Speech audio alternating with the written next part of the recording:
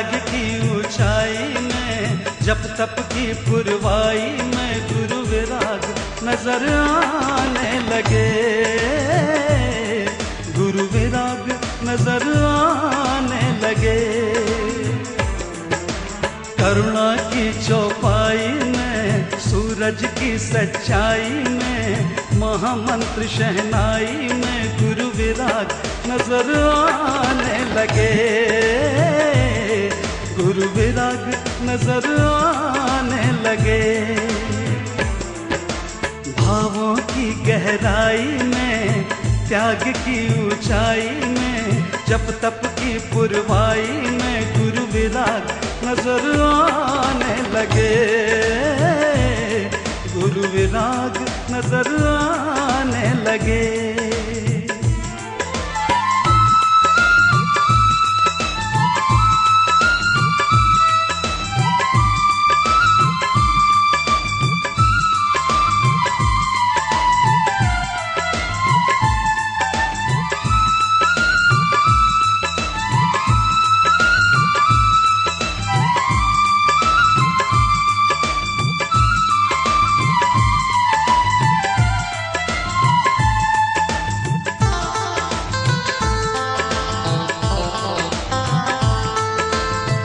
ज़माने को ऐसा उदाहरण दिया, उपसर्ग तुमने पराजित किया।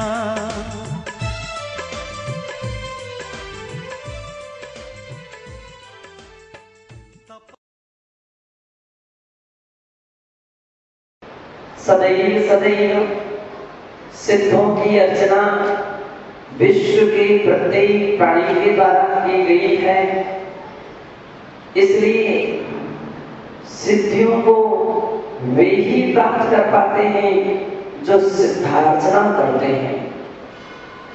बतलाते हैं अरहंत भगवान कभी किसी को, तीर्थंकर जो होते हैं गृहस्थ दशा में कभी किसी को नमस्कार नहीं करते, केवल नमस्कार करते हैं तो सिद्धों के लिए नमस्कार करते हैं। दीक्षा लेते समय नमः सिद्धेभ्यः इस वाक्य का उच्चारण करके वे संपूर्ण वस्त्राभूषणों का त्याग कर देते हैं और तो महाव्रत आदि 28 गुणों को अंगीकार करते हैं। यानी सिद्ध एक ऐसी भूमिका को प्राप्त हो जाते हैं जिसे हम यूं कहते हैं वे पंच परमेष्ठियों में सबसे वरिष्ठ परमेष्ठी हैं, सबसे बड़े परमेष्ठी हैं। चूंकि उन्होंने घातियां और अघातियां समस्त कर्मों का क्षय कर दिया है, इसलिए सिद्ध परमेष्ठी बड़े परमेष्ठी कहलाते हैं। सिद्धों से बड़ा बढ़कर के और कोई दूसरा नहीं होता है। यही कारण है कि भगवान सिद्ध परमेष्ठी की स्तुति करते हुए सिद्ध भक्ति में आचार्य कुंद कुंद देव उनके लिए यह मंगलाचरण में जो नमस्कार किया गया था वह गाथा बताते हैं। जय मंगल बोधारणम विमलाणम लाणधन श्रमयाणम तैलोक सेनाणम रमो सया सर्व सिद्धाणम। आचार्य श्री कुंद कुंद सिद्ध भगवान के कैसे कैसे विशेषणों के द्वारा नमस्कार करते हैं। सबसे पहले जय शब्द का उच्चारण करते हैं। आम जगत में लोग कहा जाता है कि जय शब्द की परंपरा बहुत बाद में आई है, अथवा कुछ लोगों की अवधारणा है कि बहुत अन्य दर्शनों से प्रभावित होकर के आई है। लेकिन जब हम आगम उठान उठा करके देखते हैं तो 2000 वर्ष प्राचीन सिद्ध भक्ति में आचार्य कुंद के वाक्य निहित रूप में मिलते हैं, लिखित रूप में मिलते हैं कि उन्होंने जय मंगल भूषण इस वाक्य के द्वारा भगवान सिद्ध परमेश्वरी की जयकार किया थी। जय विजय का प्रतीक होता है, जय मंगल का प्रतीक होता है, क्योंकि मांगलिक पुरुषों की जय बोली जाती है, उत्तम पुरुषों की जय बोली जाती है, परमेष्ठी या भगवान या गुरुओं की जय बोली जाती है। इसलिए बंधु आचार्य वीरसेन महाराज ने धवला जी में जय शब्द को भी मंगल के रूप में स्वीकार किया है। यह भी एक मंगल है। जयनाथ जय घोष एक मात्र कुंद स्वामी के इसी समय से नहीं, अभी तो जब हम और प्रथमार्यों के ग्रंथों को खोल करके देखते हैं तो जय की परंपरा इससे भी पुरानी मिलती है कि जिस समय तीर्थंकर भगवानों का जिस घर में आहार होता है वहां पंचाचार्य की वर्षा होती है और पंचाचार्यों में एक जय शब्द आता है, जय घोष की आवाज आती है और वहां देवता या विद्याधर जय घोष करते हैं। यही कारण है कि आचार्य कुंद देव ने भी जय शब्द की उद्घोषणा करते हुए कहते हैं कि जो स्वयं मंगल है, क्योंकि भगवान सिद्ध परमेश्वरी से उत्तम कोई दूसरा वस्तु नहीं है। यही कारण है कि आप सभी जब सिद्ध मंगल पढ़ते हैं तो उसमें चत्तारी मंगलम, अर्हंता मंगलम, इसके बाद पढ़ते हैं सिद्धा मंगलम। सिद्ध भगवान एक मंगल है और मंगल का अर्थ होता है मम पापम गाल्यति मंगलम, जो अपने अंदर आत्मा के अंदर में विद्यमान अनादि काल के पाप कर्म हैं, अनंत पाप हैं, उनके जो गला देता है, नष्ट कर देता है, धो देता है, उसे मंगल कहते हैं। भव्य प्राणी, सम्यक दृष्टि जीव, इसलिए भगवान सिद्धों के मंगल स्वरूप मानते हैं। हर कार्य प्रारंभ करने के पहले नमो अरिहंताणम के बाद नमो सिद्धाणम जैसे मंत्रोच्चारण में उनका स्मरण करते हैं। भगवान सिद्ध एक मंगल है और मम पापम गाल्यति मंगलम, दूसरी व्युत्पत्ति कही गई है, जो पापों को गलाए, पापों को धो दे, नष्ट कर दे, वह मंगल है। और जो उत्तम सुख को प्रदान करे, मंगलम सुखम लालिति मंगलम, उसका भी नाम मंगल है। सिद्ध भगवान सर्वोत्कृष्ट रूप में मंगल माने जाते हैं। आमतौर पर व्यक्ति कोई भी कार्य प्रारंभ करता है और अन्य व्यक्तियों का नामोच्चारण करता है, मंत्रों के द्वारा मंत्रोच्चारण करते हैं, लेकिन मंत्रोच्चारण में जिन जिन व्यक्तियों के नाम लिए जाते हैं उन सब में श्रेष्ठ होते हैं तो केवल सिद्ध परमेष्ठी श्रेष्ठ होते हैं। इसलिए भगवान सिद्ध का नाम लेना भी अपने आप में मंगल है, क्योंकि सिद्ध मंगल है तो उनका नाम भी मंगल होगा, उनका स्मरण करना भी मंगल प्रदान करने वाला होता है। और मंगल के विषय में कहा गया, क्यों मंगल करना चाहिए? मंगलाचरण अपने यहाँ की प्राचीन परंपरा है।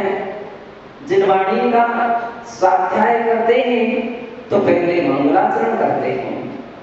हम जब कभी अपना शास्त्र आलेखन करते हैं तो आचार्य भगवान पहले मंगलाचरण करते हैं। कोई भी शुभ कार्य प्रवचन आदि होते हैं तो भी अपने यहाँ मंगलाचरण करने की परंपरा रही है। और वह क्यों?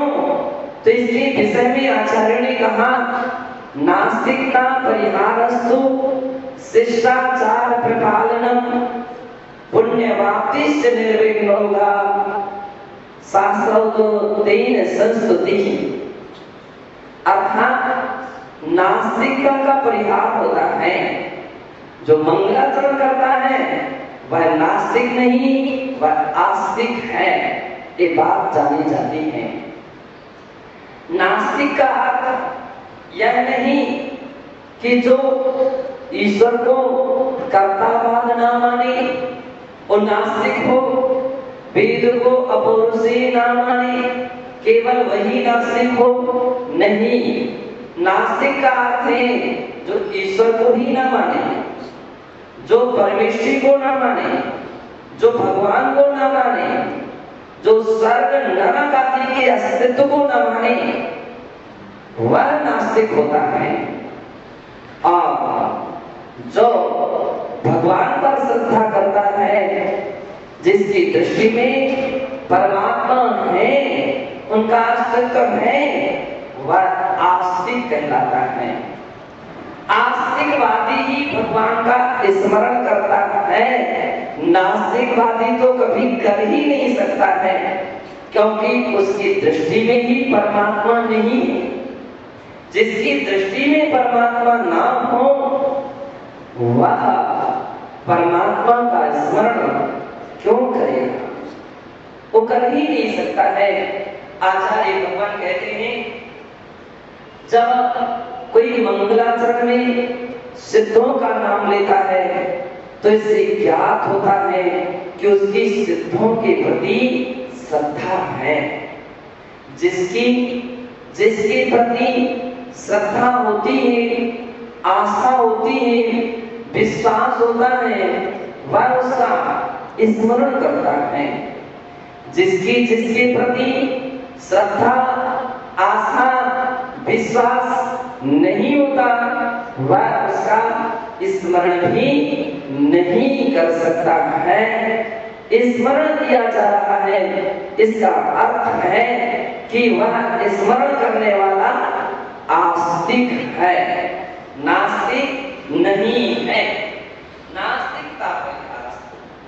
दूसरा है शिष्टाचार। शिष्टाचार सुष्ठु जनस्य आचारः इति शिष्टाचार। सुष्ठु यानी अच्छे, श्रेष्ठ पुरुषों के द्वारा किया जाने वाला जो आचरण है या उनका जो आचरण है वह शिष्टाचार है। अच्छे पुरुष का अर्थ ही यही है कि जो अच्छा आचरण करते हैं, श्रेष्ठ आचरण करते हैं, जिनके मन का, वचन का और काय का व्यापार अच्छे कार्यों में होता है, वे शिष्टाचारी कहलाते हैं। जो कोई भी बात करते हैं पहले उसको सोचते हैं, कोई भी काम करते हैं इसके पहले भली भांति सोच लेते हैं, अच्छी तरह से विचार लेते हैं और अपने विवेक से निर्णय ले लेते हैं, एक कार्य करना चाहिए, एक कर्तव्य है, करणीय है, उसे ही करूंगा, शिष्टाचारी व्यक्ति है। एक करनी नहीं है और जो करनी नहीं है उसे कभी नहीं करूंगा। शिष्टाचार जो है जिसके पास, वो इन दोनों बातों का निर्णय लेता है कि क्या करना चाहिए और क्या नहीं करना चाहिए, यह पहले से ही सोच करके रख लेता है। और यदि बोलने का अवसर आ जाए तो वही बोलता है जो बोलने लायक है, जो बोलने लायक नहीं है उसे नहीं बोलता है। इसी प्रकार से कोई काम करने का अवसर आ जाए तो वही कार्य करता है जो उसके लिए करने लायक होता है, जो करने लायक नहीं होता है उसे वह नहीं करता है। बंधुओं, इन तीनों बातें जब किसी व्यक्ति में देखी जाती हैं तो वह शिष्टाचारी कहलाता है। उसके लिए शिष्टाचारी कहते हैं। शिष्ट आचार है, अच्छा आचरण है, अच्छा विचार है, अच्छा उसका वचन है, इसलिए उस व्यक्ति के लिए सज्जन कहा जाता है, सत्पुरुष कहा जाता है। और सत्पुरुष जिस आचरण को करते हैं उसे शिष्टाचार कहा जाता है।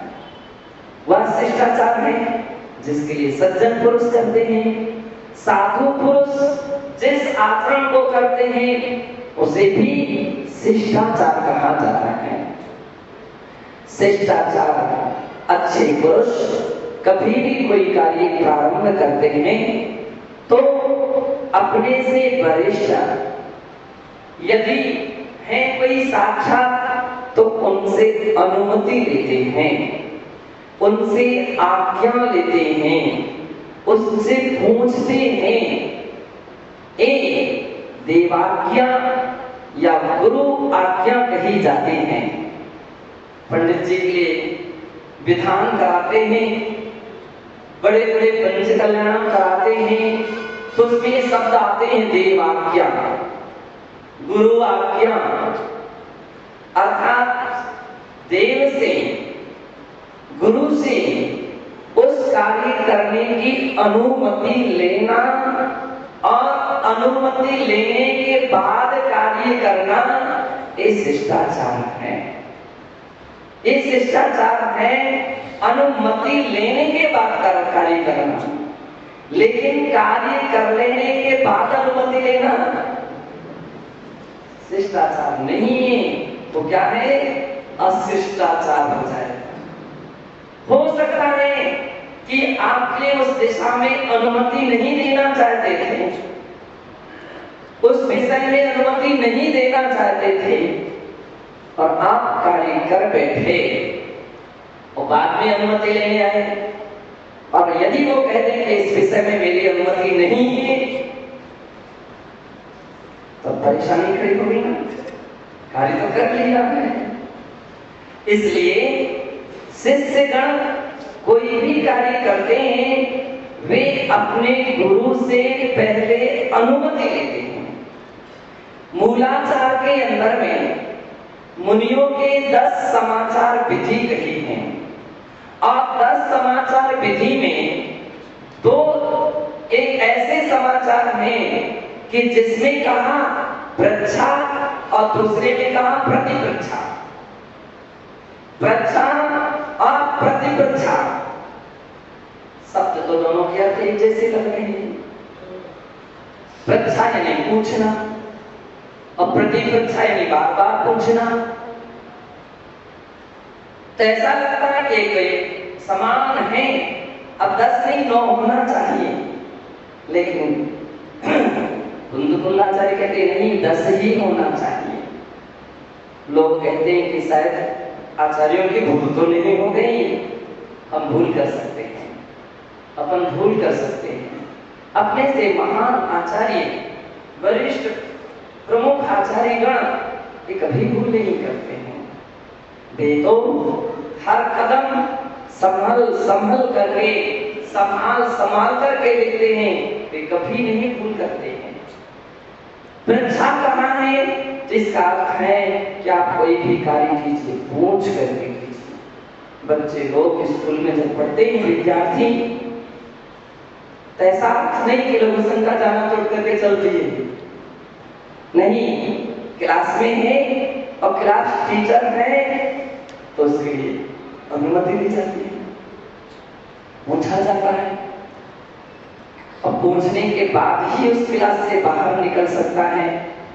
और यदि अंदर आना है तो ऐसे ही व्यक्ति नहीं चला रहा है, वो भी पूछ करके आता है, पूछ करके आता है क्या मैं अंदर आ सकता हूं, मैं आई कमिंग सर, क्या मैं अंदर आ सकता हूं। और यदि वो कहते नो, खड़े रहो, और कहते एस, आ जाइए, इस शिष्टाचार है, इस शिष्टाचार है, तो बंधु आप उसकी रक्षा करने से वो शक्तिशाली बनता है। अपनी भी शक्ति की रक्षा और दूसरी की शक्ति की रक्षा, कुशील सेवा और कुशील सेवन, ये भी वीर्यान्वय कर्म के आश्रय का कारण कहा गया है। कुत्सित कार्य जितने भी होते हैं ये वीर्यान्वय कर्म के आश्रय के कारण कहे गए हैं। और अपनी शक्ति की रक्षा करना ये वीर्यान्वय कर्म के क्षय का कारण है। ब्रह्मचर्य पर सबसे अधिक वीर्यान्वय कर्म के क्षय का हेतु माना गया है। मन से, वचन से और काय से जो व्यक्ति त्रयोगों से अपने ब्रह्मचर्य की रक्षा करता है, शील की रक्षा करता है, उसके अंदर में शक्ति आती है, क्षयोक्षम होता है उसका। और एक ऐसी शक्ति आती है कि आचार्य महाराज ने तो यहाँ तक कहा कि 14वें गुणस्थान के अंत में, 14वें गुणस्थान के अंत में 18,000 शील की पूर्ति होती है। और 18,000 शील की परिपूर्ण होने पर ही केवल निर्वाण की प्राप्ति हो जाती है। बिना ब्रह्मचर्य के यानी बिना 18,000 शील की पूर्णता हुए बिना निर्वाण की प्राप्ति नहीं हो पाती है। तो वह शक्ति केवल ब्रह्मचर्य से आती है। इसलिए हमारे लिए हर समय अपनी शक्ति का संरक्षण करना चाहिए। जो व्यक्ति अपनी शक्ति का संरक्षण नहीं करते हैं, आए दिन अपन देखते हैं उनके लिए रोग बीमारियां घेरे रहते हैं, हर कार्यों में असफलताएं घेरी रहती है, क्योंकि उन्होंने अपनी शक्ति का संरक्षण नहीं किया। और शक्ति का संरक्षण क्या है, ब्रह्मचर्य का पालन किया है। आप देख लीजिए बिगड़े काम भी उनके बन जाते हैं। मंत्र साहित्यों में मंत्र सिद्धि के लिए एक ब्रह्मचारी भी हेतु, एक ब्रह्मचर्य की तपस्या भी हेतु मानी गई है कि अमुक समय तक ब्रह्मचर्य व्रत के साथ अमुक अमुक आराधना पूजा अनुष्ठान करने पर व्यक्ति के लिए अमुक सिद्धियां हो जाती हैं।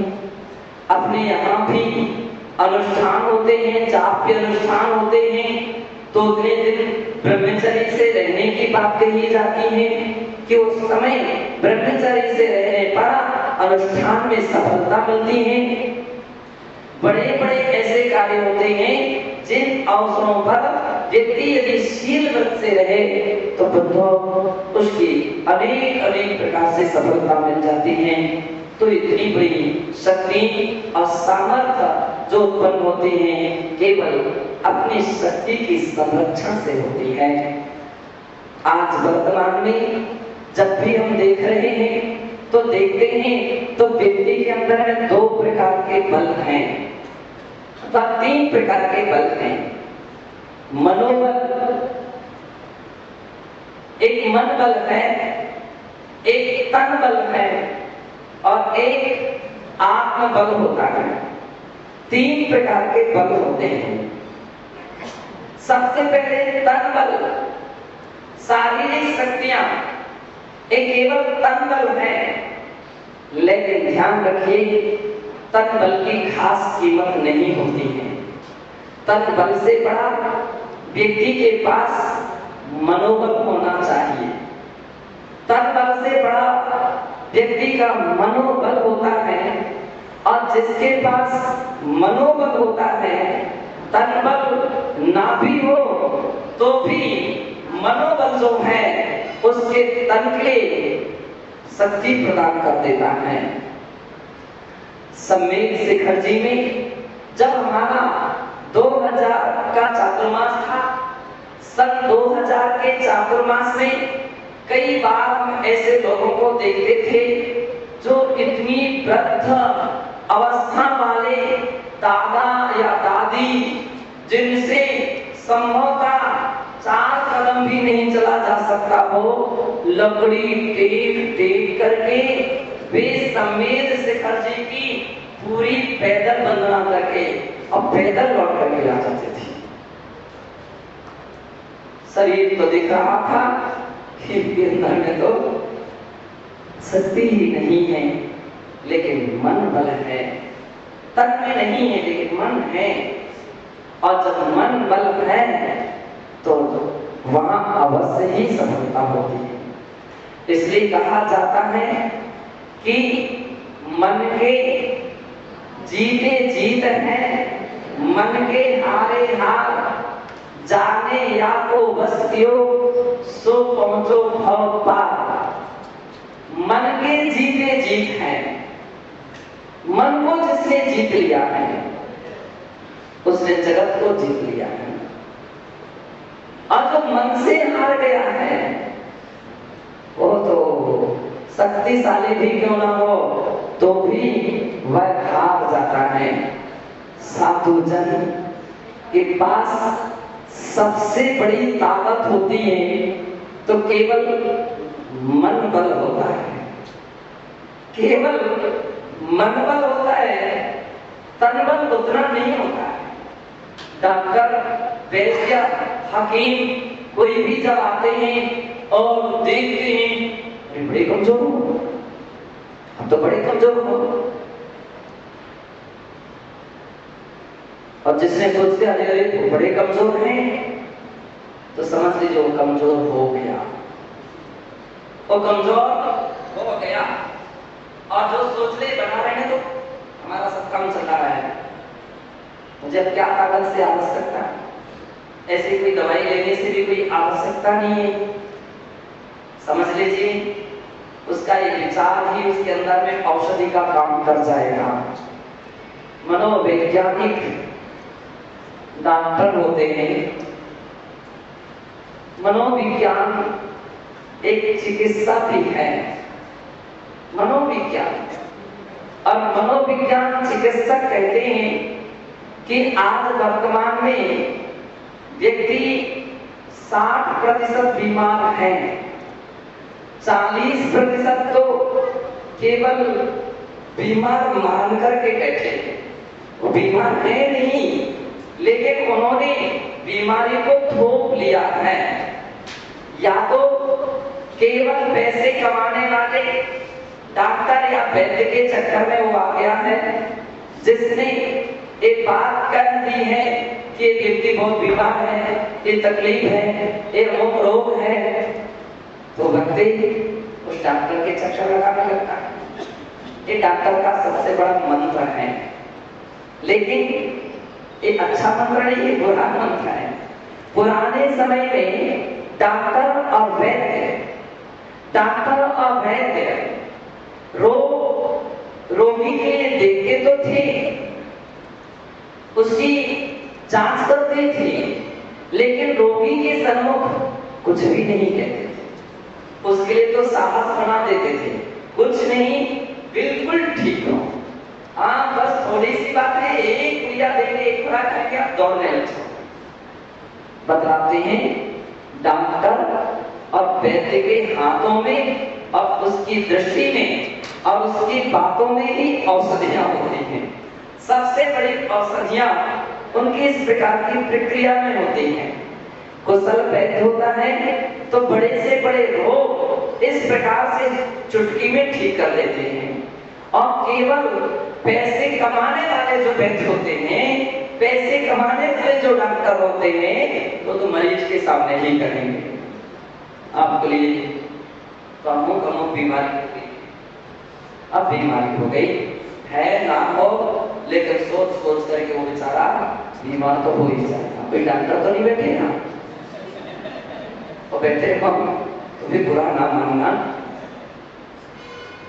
और व्यक्ति ने उसके ऐसी ऐसी रोग, ऐसी ऐसी बीमारियां दे करके बतला करके उसको परीक्षा दे करके बार बार पढ़ करके परेशान हो जाता बंधो। इसलिए कहा गया ऐसे डॉक्टरों से और ऐसे व्यक्तियों से सावधान रहना चाहिए। एक सुभाषितकार ने लिखा, वैद्यराजस्तु नमस्तुभ्यम, वैद्यराजस्तु नमस्तुभ्यम, यमस्तु सहोदरः, यमः तो हरति प्राणः, त्वं प्राण धनानि च। हे वैद्यराज, तुम्हें मैं नमस्कार करता हूँ। इसका अर्थ है कि हे वैद्यराजस्तु नमस्तुभ्यम, तुम्हारे मैं नमस्कार करता हूँ। क्यों?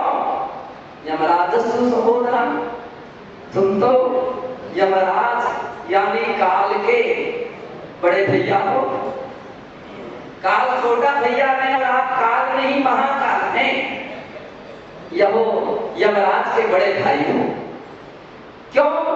यमराजस्तु हरति प्राण, यमराज तो केवल व्यक्ति के प्राण हरण करता है, और त्वं प्राण धनानि च, आप प्राण को और धन को दोनों को ही हरण करते हो। आए दिन औषधालय बिजनेस का रूप लेते चले जा रहे हैं। हॉस्पिटल केवल बिजनेस का रूप बनते जा रही है, जबकि एक करुणा का रूप था। और पैसे कमाने के चक्कर में क्या क्या अनर्थ कर दिए जाते हैं, इसके विषय में तो कुछ सोचा भी नहीं जा सकता है। यहाँ तक भी सुनने में आता है कि केवल मुर्दा शव को भी 2-4 दिन और टिकाते रहते हैं। ये 500 रुपए का इंजेक्शन लगेगा, ये 5000 का लगेगा, ये 10,000 का इंजेक्शन लगेगा, ये 20,000 का लगेगा। और आईसीयू में अब आप जा नहीं सकते हो, वहां पर शराब जाते हैं और कुछ नहीं करते। केवल मालूम चला कि व्यक्ति तो 2 दिन पहले ही खत्म हो गया था, 1 दिन पहले ही खत्म हो गया था। केवल पैसे कमाने का एक रोजगार हो गया है, पैसे कमाने का एक तरीका हो गया है। इसलिए ध्यान रखिए कि जितना डॉक्टर वैद्य आपके रोग बीमारी बतला देते हैं उतने नहीं देते। अच्छी बात यह है दिखाना ही नहीं चाहिए,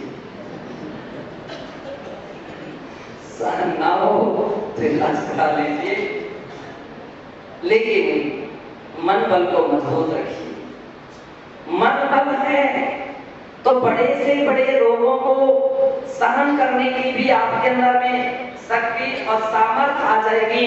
और मन बल गया तो यहाँ तक कहा जाता है कितने मरीज जिनके हार्ट कमजोर होते हैं, जिनके हार्ट कमजोर होते हैं, केवल ऐसी कोई बात सुनते ही उनकी मृत्यु हो जाती है।